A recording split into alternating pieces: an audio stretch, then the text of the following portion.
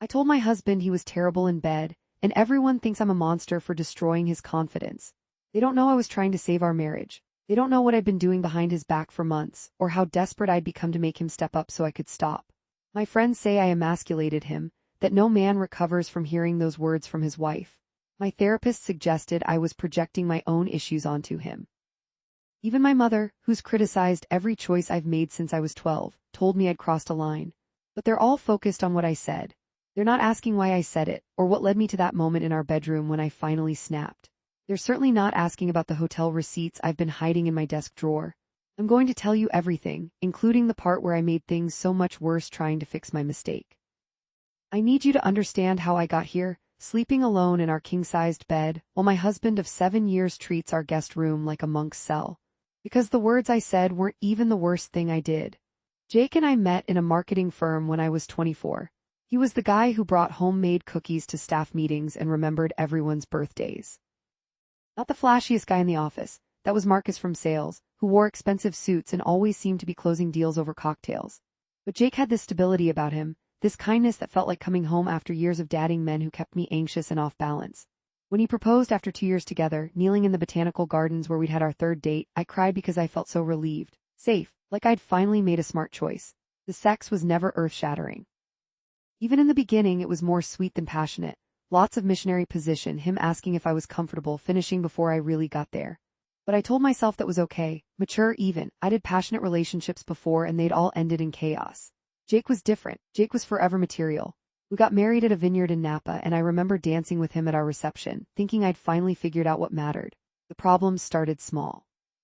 Year 3 I noticed I was initiating less. Year 4 we were down to twice a month. Year 5 I started having to think about other things during sex just to stay present. I'd focus on my grocery list or mentally redecorate our bedroom, anything to keep from acknowledging how disconnected I felt. I suggested we try new things once. Jake bought scented candles. I meant positions, toys, maybe role play, but I didn't push it. I didn't want to hurt his feelings. Then I started noticing other men again. Not in a casual way, in the way I'd noticed men before Jake, when I was single and constantly aware of attractive strangers. At the gym, I caught myself watching this guy deadlift, admiring the way his shoulders moved. At work events, I lingered in conversations with male colleagues, laughing too hard at their jokes. I started dressing differently, wearing tighter dresses, lower necklines. Jake complimented me, said I looked beautiful. He didn't ask why I was suddenly putting in so much effort. I should have talked to him then. That was my first real mistake. Instead, I joined a book club that met at a wine bar downtown. I told Jake it was good for me to have hobbies outside our marriage, which was true. What was also true was that I'd noticed the guy who organized it on the community bulletin board. His photo showed someone younger than me, attractive, artsy looking. The kind of guy who probably knew what he was doing in bed. His name was Ryan. 29, worked as a freelance photographer, had read more contemporary fiction than I'd ever heard of. Third meeting, he and I stayed after everyone else left, talking about a novel neither of us had actually liked. Fourth meeting, his hand brushed mine, reaching for the wine bottle. Fifth meeting, I went home and initiated sex with Jake for the first time in months, imagining someone else's hands on me. I felt disgusting afterward. Jake fell asleep happy, thinking we'd turned a corner. I lay awake cataloging what kind of person I was becoming, but I kept going to book club. Ryan and I started texting about books, then about other things.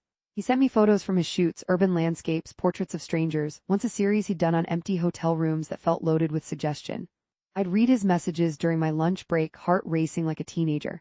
I told myself it was harmless. Just a friendship, just someone who made me feel seen in a way I hadn't felt in years.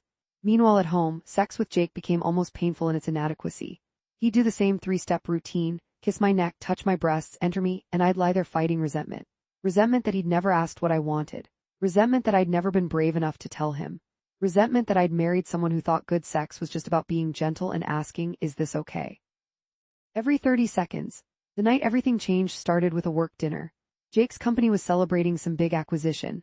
I wore a black dress that showed off the body I'd been sculpting at the gym, the body I'd been perfecting while thinking about someone who wasn't my husband. At dinner, I watched Jake interact with his colleagues.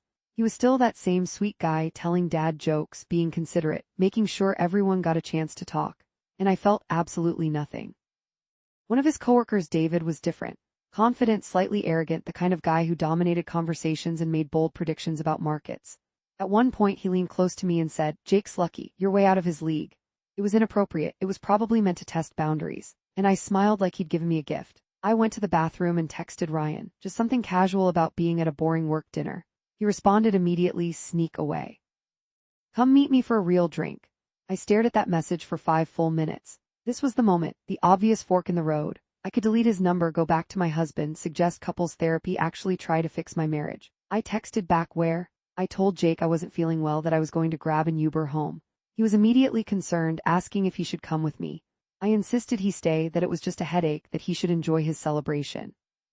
He kissed my forehead and told me to text when I got home safe. The guilt should have stopped me, it didn't even slow me down. Ryan was at a cocktail bar in the Arts District, the kind of place with exposed brick and bartenders who took 10 minutes to make a drink. He'd saved me a seat at the bar, close enough that our knees touched when I sat down. We talked for an hour, the conversation flowing like it never did with Jake anymore. He asked me about my dreams, my fears, what I wanted from life. Questions Jake hadn't thought to ask in years. When Ryan's hand settled on my thigh, I didn't move it. When he suggested we go somewhere quieter, I heard myself say yes. We ended up at his apartment, a studio filled with camera equipment and art books. I'd like to say I hesitated, that I gave myself one last chance to leave. But the truth is, I was kissing him before the door fully closed.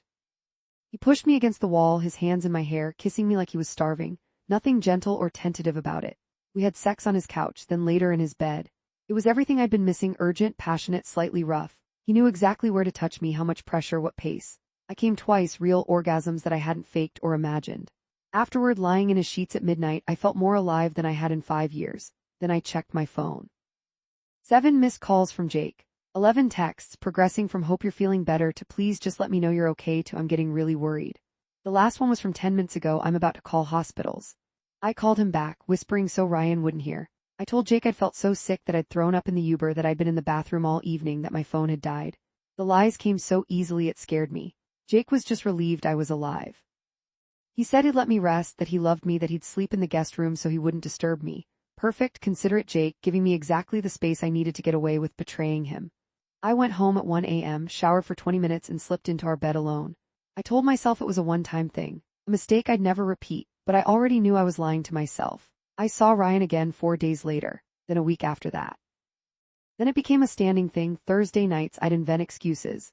Girls' night, late yoga class, networking event. Jake never questioned me because I'd never given him reason to before. I was a good wife, everyone thought so.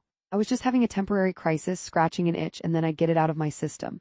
Except the more I was with Ryan, the harder it became to be with Jake. Every time my husband touched me, I'd compare. His kisses were too soft, his hands too hesitant. His whole approach to sex felt like a chore he was trying to complete thoughtfully, like assembling furniture according to instructions. I started making excuses to avoid intimacy, headaches, early mornings, exhaustion. Jake noticed but didn't push. He thought he was being respectful of my needs. 3 months into the affair, Jake tried to plan a romantic weekend. He'd booked this bed and breakfast in wine country, the kind of place with 4-poster beds and couples massages.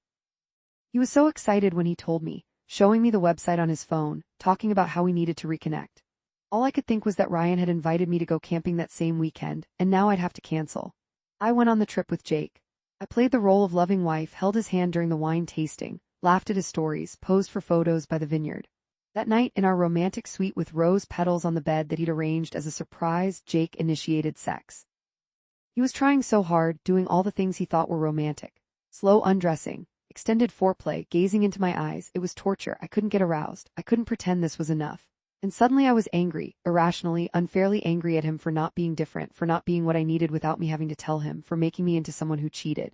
Afterward, as he lay there looking satisfied with himself, thinking he'd done well, something in me snapped. I said, we need to talk about our sex life. Jake went still. Okay, what about it? And that's when I said it, the words that everyone now knows, the sentence that made me the villain of this story. You're terrible at sex. You've always been terrible at it, and I can't keep pretending anymore. I watched his face crumble. He sat up, pulling the sheet around himself like he suddenly needed protection from me. What? I should have stopped. I should have softened it, taken it back. Instead, I doubled down. I told him he was boring in bed, that he'd never learned how to actually please a woman, that I'd been faking it for years because I didn't want to hurt his feelings, but I couldn't do it anymore. I made it sound like I was doing him a favor, giving him feedback he needed to hear. He just stared at me. Then he got up, got dressed, and walked out of the room. I heard him go downstairs. When he didn't come back after an hour, I found him sleeping in his car in the parking lot. He couldn't even look at me the next morning. We drove home in complete silence, and when we got there, he took his pillow to the guest room. He's barely spoken to me since. That was 6 weeks ago. I thought my cruelty would motivate him to change, to try harder, to become someone I could stop cheating on. Instead, he completely shut down. Jake stopped initiating anything. He started leaving for work earlier and coming home later. He was polite when we crossed paths, asking about my day, handling household logistics, but the warmth was gone. It was like living with a considerate roommate who I'd mortally wounded. Friends started noticing. His sister called me angry, saying Jake had confided in her about what I'd said. My own friends looked at me with disappointment when I explained. Why would you say that to him? My best friend Emma demanded. Even if it's true, you don't destroy someone like that. I tried to explain that I was trying to fix things to get him to step up. She just shook her head. You're not acting like someone trying to fix a marriage, Claire. You're acting like someone looking for an exit. She was more right than she knew, because I was still seeing Ryan. The night after the wine country disaster, I went straight to his apartment and had the kind of sex that felt like proof I'd been right to blow up my marriage. Ryan didn't know I was married. I told him I'd recently ended a long-term relationship. Every time I was with him, I told myself that once Jake and I officially separated, this wouldn't be cheating anymore. I was just getting a head start. But Jake wasn't giving me the separation I'd been unconsciously engineering. He just withdrew, became a ghost in our house. Started seeing a therapist without telling me, which I only discovered from the charge on our credit card. When I asked him about it, he said, I'm trying to figure out why I'm so fundamentally inadequate. The guilt hit like a physical blow. Jake, that's not, no, you were clear, he interrupted. 7 years and apparently I've been failing you the entire time. I need to work on that. He was going to therapy to fix himself, to become better at sex, to turn into someone worthy of me. And I was still sneaking off to hotel rooms with another man. I tried to pull back from Ryan. I canceled our next 2 meetings, told him I needed space. He was understanding at first, then confused, then hurt. Did I do something wrong? He texted. I wanted to tell him the truth, that he hadn't done anything wrong, that I'd been lying to him from the start, that I was married and broken, and using him as a temporary escape from my own cowardice. Instead, I said I just needed to focus on myself for a while. He responded with a long message about how special our connection was, how he'd been falling for me, how he hoped I'd come back when I was ready. Reading it made me feel like the worst person alive. At home, Jake's distance was somehow harder to take than his hurt would have been. He wasn't angry. He was just gone. The man who used to leave me notes in my lunch and text me random thoughts during his workday had disappeared. In his place was this hollow version who performed the motions of marriage without any of the feeling. I started trying to fix things. I apologized for how I'd said what I said, tried to explain that I'd been frustrated but shouldn't have expressed it so cruelly. Jake listened silently, then said, I appreciate that, like I was a colleague who'd apologized for missing a meeting.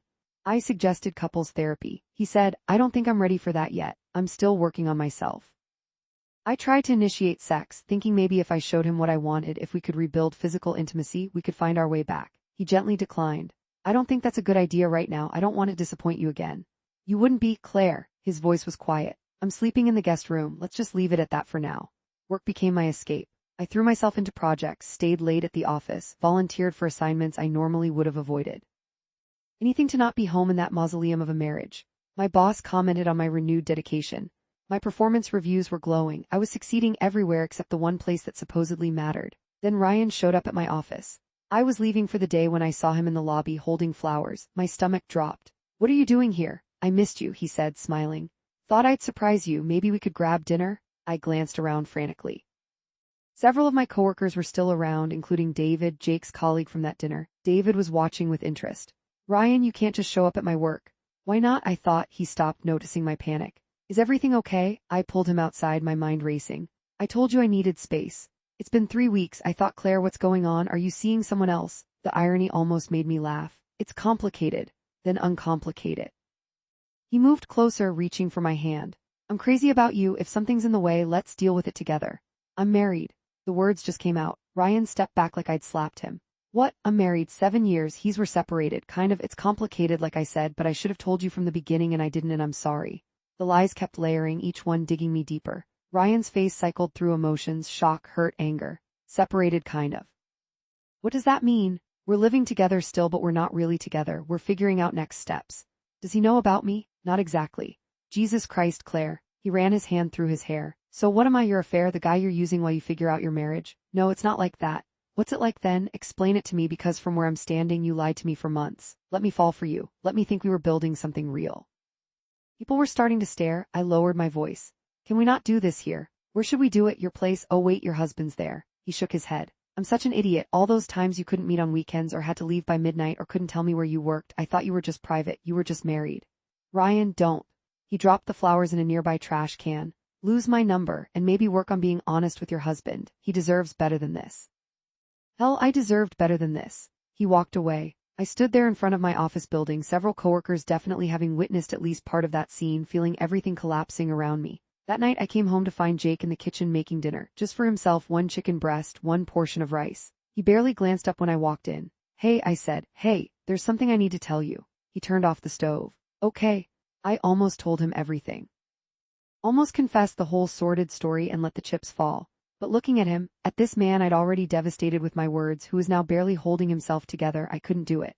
I saw he got charged for therapy, I said instead. How's that going? It's helpful. He plated his food. Dr. Morrison thinks I have some deep-seated intimacy issues, stems from childhood stuff, explains why I struggle with vulnerability and physical connection. I wanted to scream. His therapist was making him think this was all his fault, that he was the broken one. Jake, you don't have intimacy issues, we have communication issues, as a couple. Maybe, he picked up his plate, but I think I need to fix my stuff before we can work on couple stuff. If we work on couple stuff, I don't know if you even want that anymore. Of course I want that. He looked at me for a long moment. Do you? Because you don't seem happy, you haven't seemed happy for a long time. I'm trying. I know, you're trying really hard to fix me, to make me into someone better, someone adequate. His voice was so tired. But maybe I'm just not who you need, and that's okay. Maybe we both need to accept that. He went to the guest room. I stood in the kitchen, realizing he was right. I was trying to fix him instead of fixing myself, blaming him for inadequacies that were really my own. The next day, David from Jake's company asked to grab coffee with me. We met at a place near my office and he was direct. That guy yesterday, the one with the flowers, that your boyfriend? My heart hammered. Why are you asking? Because I like Jake, he's a good guy, and if you're stepping out on him while making him feel like shit about himself, that's pretty cruel. He stirred his coffee. I'm not trying to get in your business, but I've seen what you're doing to him at work. He's a shell of himself. Constantly apologizing for everything, second-guessing himself. And now I see you with some other guy outside your office and I'm putting pieces together. It's not what you think. Really, what is it then? I couldn't answer. David nodded slowly. Look, do what you want, but either commit to fixing your marriage or let Jake go. Don't keep him in this limbo while you explore other options. He doesn't deserve that. He left me sitting there, his words echoing. He was right. I was keeping Jake trapped, destroying his confidence while I figured out what I wanted. It was cruel in a way that transcended just the sex comment. That night I decided to actually end things with Ryan properly and focus on my marriage. I texted him asking to meet once more to talk in person. He agreed reluctantly. We met at the same cocktail bar where this all started. He looked guarded, hurt. What do you want, Claire? To apologize, really apologize. What I did to you was wrong. You didn't deserve to be lied to. Is that it? Because I didn't come here for an apology. I came because I need to understand. Did any of it mean anything to you, or was I just a distraction?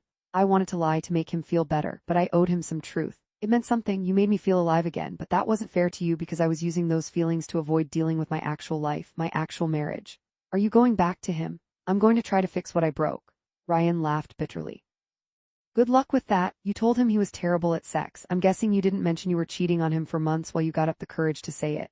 No. Are you going to? That was the question, the one I'd been avoiding. I don't know. You should. If you're really trying to fix things, you need to start with honesty. Otherwise, you're just building on a foundation that's already cracked. He stood up. I mean it, good luck. I think you're going to need it. After he left, I sat there for an hour, thinking about foundations and cracks. About the fact that I'd cheated because our sex life was unsatisfying, then told Jake he was bad at sex as if that was the only problem. I made him the villain of our marriage when I was the one who betrayed us. I went home determined to come clean. Jake was in the living room reading. I sat down across from him. We need to talk, really talk. He put down his book. Okay. The thing I said to you about sex. I said it wrong at the wrong time in the worst possible way. But the reason I was so frustrated, I stopped. This was it, the moment to tell the truth. What? He prompted. I've been feeling disconnected from you for years, and instead of talking to you about it, I couldn't say it, couldn't force the words out. I've been unfair to you, blaming you for problems that are mine too. I know I haven't been attentive, Jake said. Dr. Morrison helped me see that. I've been coasting in this marriage, assuming everything was fine because you weren't complaining. I stopped trying to know you, stopped asking questions, stopped being curious about what you needed. He was giving me an opening, a way to shift blame back to him to make this a mutual failing, and part of me wanted to take it. It's not just you, I said. There's more I need to tell you about why I've been so distant. My phone buzzed. A text from Emma. Did you hear about Jake's promotion? He told everyone at work except you apparently. David just told me. I looked at Jake. You got promoted? He shifted uncomfortably. Yeah, found out today. It's not a big deal. Jake, that's huge. When were you going to tell me? I don't know. It didn't feel like something to celebrate given everything. He paused. They're moving me to the San Francisco office. It's a significant raise. They want me there in 3 weeks. The room tilted. San Francisco, that's 8 hours away. I know. Are you going to discuss this with me? I am discussing it right now. After you already accepted. I haven't accepted yet, I wanted to think about it first. He looked at me directly for the first time in weeks. Because the real question is whether you're coming with me or if this is the end.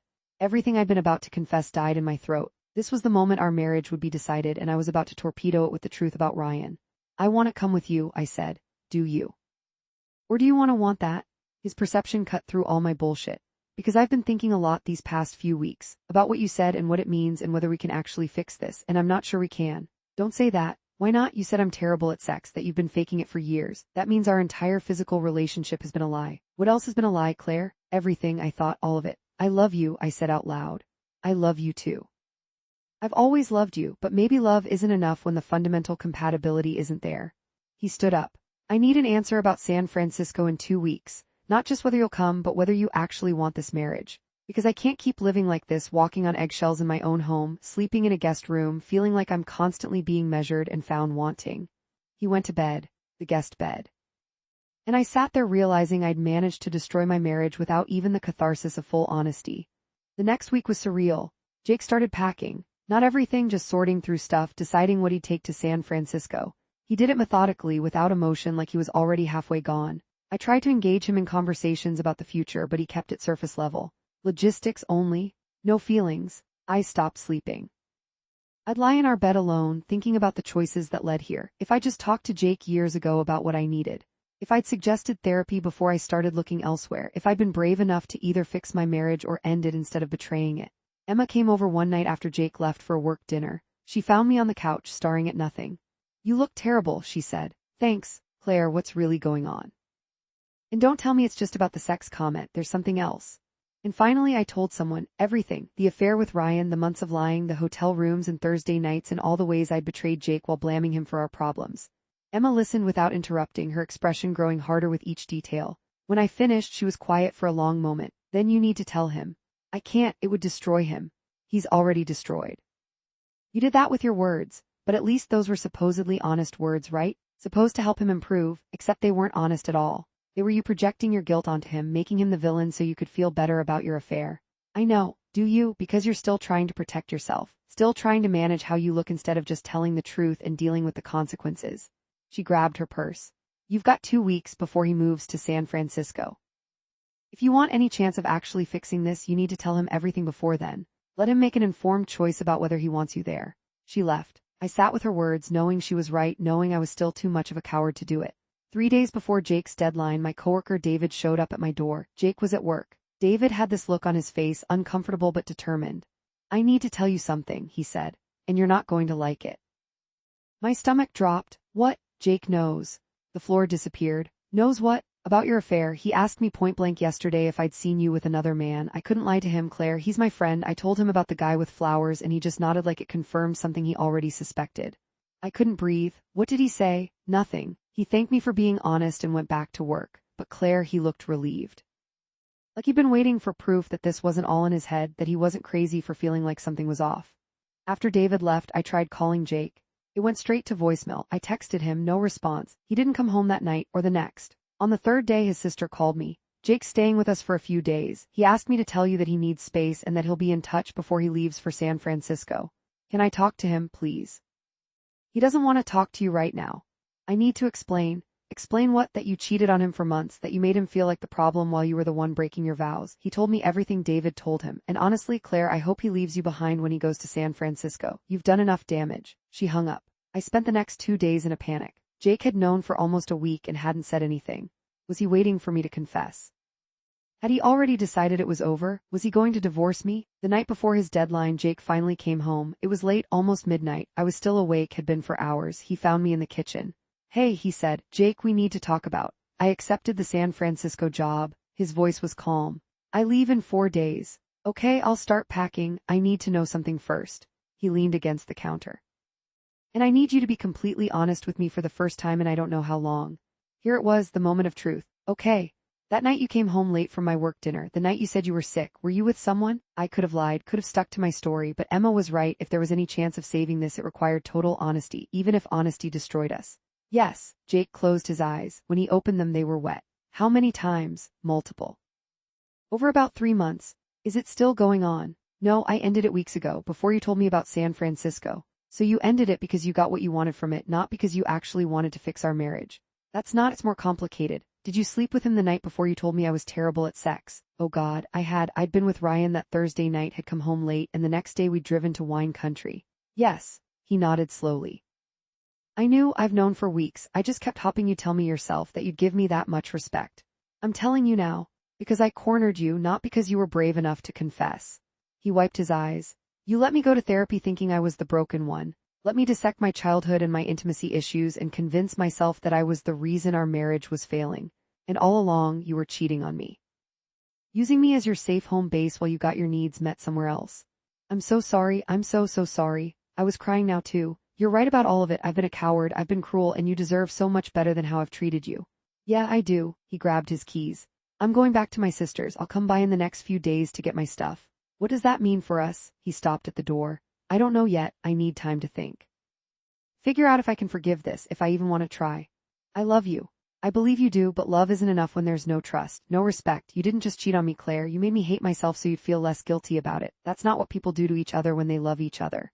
He left. I slumped to the floor, sobbing, finally feeling the full weight of what I'd done. Jake did come back over the next few days, but only to pack. He was efficient, emotionless. When I tried to talk to him, he'd just say, I'm not ready yet. His sister helped him. She shot me looks that could kill. On his last day in town, Jake left divorce papers on the kitchen counter. Not filed yet, just there. I'm not saying it's definitely over, he said when I found him in the driveway loading his car. But I think it probably is. I've started therapy with a new therapist, one who knows the full story now. She's helping me see that what you did isn't something I should just forgive because we're married. That I deserve a partner who's honest with me, who doesn't destroy my confidence to mask her own behavior. I know you're right about everything.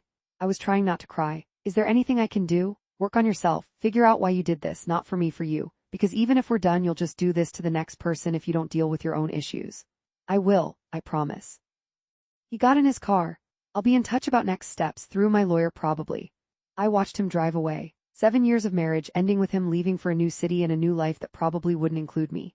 The next few weeks were brutal. I did start therapy, found someone who specialized in infidelity and self-sabotage. Started actually unpacking why I'd chosen to cheat instead of communicate, why I'd needed validation from Ryan, why I'd been so cruel to Jake. My therapist, Dr. Chen, was direct in a way I needed. You were afraid, she told me. Afraid that if you told Jake what you needed, he'd reject you, that you'd be revealed as too much, too demanding, too sexual. So instead you made him the problem, made him inadequate so you didn't have to risk being vulnerable about your own needs. She was right. I'd grown up in a house where my mother criticized my father constantly, for not making enough money, not being ambitious enough, not being the man she'd thought she'd married. I'd sworn I wouldn't be like her. But instead of communicating like a healthy adult, I'd just gone the opposite extreme, saying nothing, expecting Jake to read my mind and seeking what I needed elsewhere when he couldn't. Work became my refuge again, but differently now. I wasn't hiding. I was just trying to rebuild some sense of competence, of being good at something. My performance was still strong, but I turned down the promotion they offered me moving to the New York office. I didn't deserve rewards right now. Emma checked on me regularly, bringing food, making sure I was actually going to therapy. You fucked up, she told me over pizza one night. Really, truly fucked up, but you can't live in that forever. At some point you need to start forgiving yourself. I don't know if I can. You will, not because you don't deserve the guilt, but because carrying it forever doesn't help anyone. Not you, not Jake, not your future relationships if this one really is over. Jake and I texted occasionally. Logistics about bills, about health insurance, about our lease. Nothing personal. I wanted to ask him how he was doing, if he was dating anyone, if he'd thought about the divorce papers. But I didn't have the right to those questions anymore. 2 months after he left, he called me. Actually called, not texted. Hey, I said, my heart racing. Hey, how are you? I'm okay, therapy's helping, how are you? Good, San Francisco's been good for me, the job's challenging in the right ways, I've been, I don't know, finding myself, I guess. I'm glad. Silence. Then I've been thinking about everything, about us, about what happened and why. Yeah, my therapist helped me see that we both failed our marriage. Not equally, what you did was worse, the lying and cheating. But I failed too. I stopped being curious about you, stopped asking what you needed, made assumptions that everything was fine because you weren't complaining. Jake, you didn't. Let me finish. I'm not excusing what you did. The affair, the lying, the cruelty, that was all you. But I've realized I need to own my part in why you felt so disconnected that you went looking elsewhere instead of talking to me. I didn't know what to say. I should have talked to you long before it got to that point. That's on me. Yeah, it is. Another pause. I don't think I can forgive the affair, not yet, maybe not ever, but I've been thinking about whether I want to try, whether there's enough good in what we built to salvage something. Hope fluttered dangerously in my chest. What are you saying? I'm saying I'm not filing the divorce papers yet, but I'm not unfiling them either. I need more time. And I need you to keep doing the work you're doing, the therapy, the self-reflection, because if we were going to try again, it would have to be completely different, complete honesty, no more avoiding hard conversations, no more making assumptions about what the other person needs. I can do that, I want to do that. We'll see, I'm not making any promises, but maybe in a few months we can talk again. Actually talk about everything. Okay, thank you for even considering, don't thank me. I'm not doing you a favor, I'm trying to figure out what I want for my own life, you're just part of that equation. His voice softened slightly. But Claire, don't wait for me, keep working on yourself whether we end up together or not, you need to fix what's broken inside you regardless of whether I'm there. We hung up. I sat with his words with the slight possibility he'd offered. It wasn't forgiveness, it wasn't reconciliation, but it was a door not entirely closed. That was 4 months ago. Jake and I have talked a few more times since then. Carefully, slowly. He told me he's been seeing someone casually, a disclosure I had no right to be hurt by but was anyway. I told him I haven't dated anyone, that I'm focused on therapy and understanding myself. The divorce papers are still sitting unsigned. We're still married, technically. Living separate lives in separate cities, trying to figure out if there's a future or just an ending we're both too scared to finalize. My therapist says I need to stop waiting for Jake to decide my worth, that I need to forgive myself and move forward whether he forgives me or not. She's probably right. But part of my work has been accepting that I don't get to control the timeline of other people's healing. That I broke something precious and I might never get the chance to repair it. I think about that night in wine country a lot. The moment I chose cruelty over honesty, blame over vulnerability. If I could go back, I'd do everything differently. I'd tell Jake years earlier that I needed more from our sex life. I'd suggest therapy when I started feeling disconnected instead of looking for connection elsewhere. I'd be brave enough to say I'm unhappy instead of making him the villain of my unhappiness. But I can't go back. I can only sit with what I've learned and try to be different moving forward. People ask me sometimes why I destroyed my husband's confidence like that, why I said something so cruel. The answer everyone focuses on is that he was bad at sex. But that's not really the answer. The real answer is that I was bad at honesty, bad at vulnerability, bad at being the kind of partner who communicates instead of punishes. I said you're bad at sex because I couldn't say I cheated on you and I hate myself for it, and I'm trying to make this your fault so I can live with what I've done. He stopped trying because I broke something in him that might never fully heal. He sleeps in a guest room 8 hours away, building a new life that might not include me. And I'm here, finally being honest, finally looking at the person I became and trying to become someone different. I'm telling this story now because I saw Jake posted on social media for the first time in months. He's at some work event, smiling, looking lighter than he has in years. There's a woman next to him in a few photos. Could be a colleague, could be more. And looking at those photos, I realized I might not get my redemption arc. I might not get to show Jake the person I'm becoming and have him choose me again. He might choose to build something new with someone who didn't betray him, someone who knows how to be vulnerable without being vicious. That's what I deserve, not for him to wait while I figure out how to be better. Not for him to give me another chance just because I'm finally doing the work I should have done years ago. If you're reading this and judging me, you should. I judged myself too harshly to do, and not harshly enough. I destroyed a good man's confidence because I couldn't face my own failures. I blamed him for inadequacies that were mine. I took the coward's way out at every turn. But if you're reading this and seeing yourself, if you're in a relationship where you're looking elsewhere instead of looking inward, where you're blaming your partner for needs you haven't expressed, don't do what I did. Be braver than I was. Have the hard conversations. Ask for what you need. Risk vulnerability instead of certainty. Because the alternative is ending up like me, alone in a house that used to be a home, waiting for forgiveness I'm not sure I deserve, finally understanding what I had only after I destroyed it. The divorce papers are still on my kitchen counter. Some days I think I should just sign them, set Jake free, let him build the life he deserves without me haunting the edges of it. Other days I think about Dr. Chen's homework, writing out everything I'd do differently if I got another chance, becoming that person whether I get the chance or not. Jake's supposed to call this weekend. We're going to talk about next steps, whatever that means. Maybe he'll tell me he's moving forward with the divorce. Maybe he'll ask for more time. Maybe in some universe I don't deserve, he'll suggest we try again. Whatever he decides, I need to be okay with it. Because this story isn't really about whether Jake forgives me. It's about whether I can forgive myself, learn from who I was, and become someone who would never do this again. I'm not there yet, but I'm trying. That's all I can do now, try to be the person I should have been all along, even if it's too late for the marriage I destroyed. Some mistakes you don't get to fix. You just get to live with them, learn from them, and hope that the person you're becoming is worth the pain it took to get there.